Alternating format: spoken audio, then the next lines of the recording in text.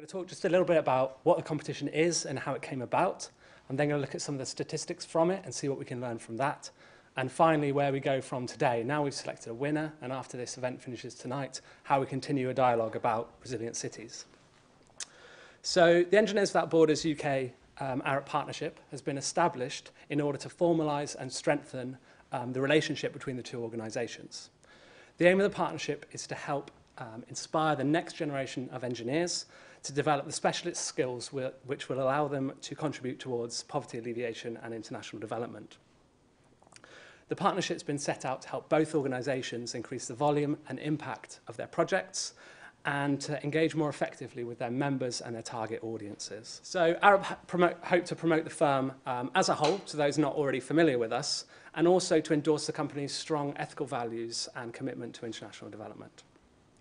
So as part of this relationship, the team, including myself, decided to run a development competition, the format of which would be an open design competition to students and graduates eligible to work in the UK.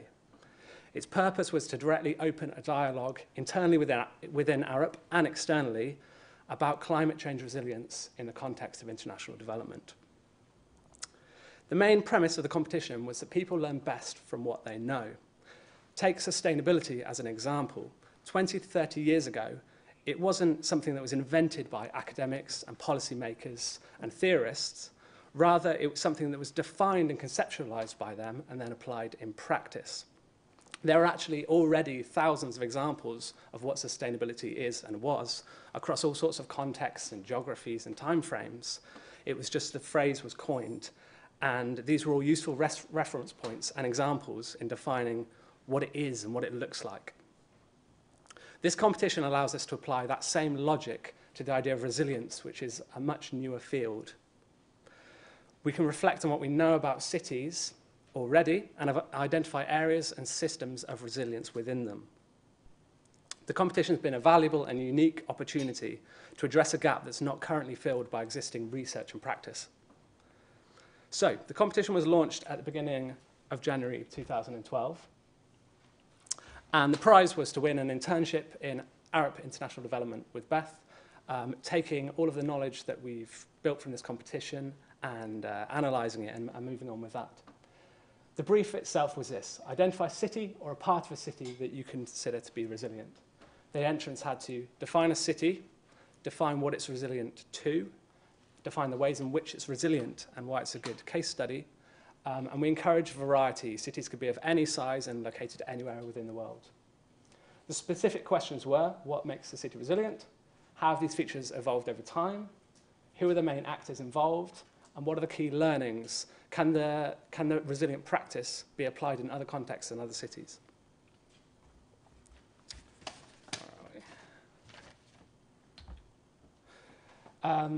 Before we go on to that, actually, I beg your pardon, the competition was judged by a panel of experts, some of whom are speaking tonight, chaired by Joe De Silva, and then there was David Dodman, a senior researcher at the International Institute for Environment and Development, Rachel Sandham from Arup, who's speaking tonight, and Dr. John Twigg from University College London. So, looking at the stats, which is something I like, the competition has been a real success and more than we'd envisaged at the start. Looking at website hits, we got over 9,000 from almost 6,000 unique visitors. Looking at where they came from, if Google Analytics is to be believed, the reach spread to about 83 countries around the world. This is testament to working with an organisation like Engineers Without Borders, which already has a strong and established network. UK was, of course, top, and by quite a long way. But yeah, like I said, 83. Looking at the UK, focus was, of course, centred on London. That's where we all are, organising competition. There were other hubs of activity centred around big university cities. So London, Nottingham, Edinburgh, Bristol, and so forth. So that was who visited the website, but translating that into actual numbers of people who entered, there were 117, I think, count the dots, expressions of interest. This involved writing a 200-word note on what work you were going to do. Some of those dropped out along the way, and there were 45 official entries into the competition. So this involved making 2 A3 posters, some of which are on display tonight, and writing a 1,000-word note on your city of choice. The judging panel then narrowed that down to a shortlist of 10, and from that we're supposed to pick one winner, although we ended up picking one winner and one highly commended entry, as it was a really tough decision to make. Looking at the people who had entered, they were all university students or graduates, some of whom had reached bachelor's level, others master's, others PhD, but it was quite a spread. And they came from all sorts of disciplines. Architecture was the discipline we had the most interest from, but there were plenty of others in there. And interestingly, only one entrant claimed to have a specific background in international development. The wide variety of entrants here highlights the multi-sectoral nature of resilience and the importance of engaging with a wide number of disciplines. If you can see the yellow dots there, these were the cities that were selected by our entrants. And as we'd hoped, we had a spread from all across the world. This wide geographical spread gives us a real depth of information we've gained that the winner can then start to look at during their placement. And only 6 cities were selected more than once, which is fantastic, and those 6 are listed here, some of which are classic examples of resilient cities.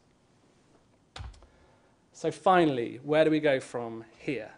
The breadth of interest in this competition, I think, is testament to the importance of considering uncertainty and unpredictability characterized by rapid urbanization, climate change, and inequality.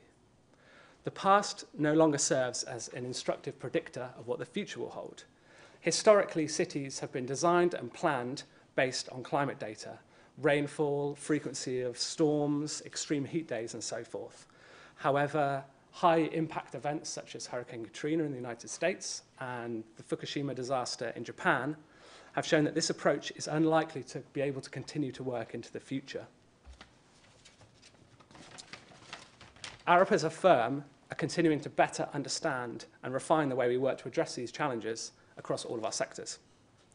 So finally, this summer we'll be hosting Carol, who couldn't be here tonight but was our winner, and she'll be tasked with focusing on developing a paper drawing together everything we've learned from the competition so far. We hope to publish that later in the year. We'll also be compiling the work of the top 10 entrants into a book, which we'll hopefully be making available online. And finally, we're keen to build on the success of the competition this year. This year it's open to anyone who was eligible to work in the UK and a past or current student. However, we got a lot of interest from people all over the world who didn't meet that criteria. And so we're assessing the feasibility of running the competition again, perhaps across Asia, continuing to engage and stimulate debate in this important subject. All right, thank you very much. I'd like to finish and encourage you to enjoy the rest of the evening. I would like to challenge you to speak to at least 3 new people that you haven't met yet. There's a lot of bright minds in the room, and we've seen from some of the presentations there's a lot of new ideas that I think we haven't come across before, or offer them from a different perspective. So enjoy your evening, help yourself to food and to drink, and enjoy meeting new people. Thank you very much.